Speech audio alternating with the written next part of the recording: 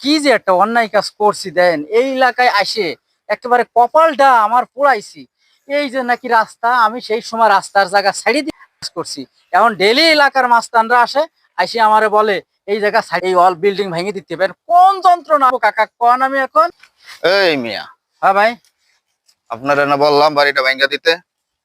এলাকার বাড়ি করছেন, এমনিতে আমাদেরকে চাঁদা দেন নাই, আবার রাস্তার জন্য জায়গা রাখেন নাই।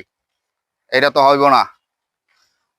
2 দিনের টাইম দিয়ে দিলাম, 2 দিনের মধ্যে এই বাড়ি যেন ভাঙ্গা পড়ে, নাইলে কিন্তু সমস্যা হইব। এই চাচা, এটা খেয়াল রাখবেন। এই যে বইলা গেলাম।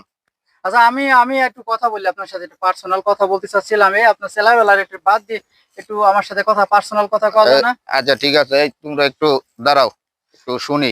এখন আমি আমি এই জায়গা ভাঙতে চাচ্ছি না। এই জায়গা ভাঙতে চাচ্ছি না, কেমনে কি কত টাকা দেওয়া লাগলে আমি টাকাটা আপনারা দিয়ে দেই। আমার যে জায়গা জায়গা আছে, রাস্তা তো আমি ছাড়িয়ে দিছি, হুম। আমার সেই পর্যন্ত থাকে, কত টাকা দিলে পারা হবে বলেন তো? এই যে এতক্ষণে বুঝছেন, এটা যদি আগেই বুঝতেন তাহলে আর এত কিছু করা লাগে না। 10 লাখ টাকা দিয়ে দেন। আমি 10 লাখ আমার টাকা? এত টাকা আমি না দিতে না, পারবো না ভাই। আমি দিতে হবে। আমার আমি পোলাপানরে বইলা দেবো, আপনারা ডিস্টার্ব করবো না। আমি 2 লাখ টাকা দিচ্ছি ভাই। এটা নিয়ে যান, আপনার পোলাপানকে যেভাবে ম্যানেজ করেন, আমারে আর জন্য ডিস্টার্ব না করে। আচ্ছা যাক, বড় ভাই যখন চিনছেন, ঠিক আছে, পোলাপানরে আমি ম্যানেজ করতেছি। কাকা, দেখলেন কেমনে সমাধান করলাম?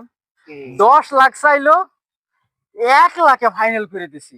এখন আর আমার জায়গা ভাঙবে না।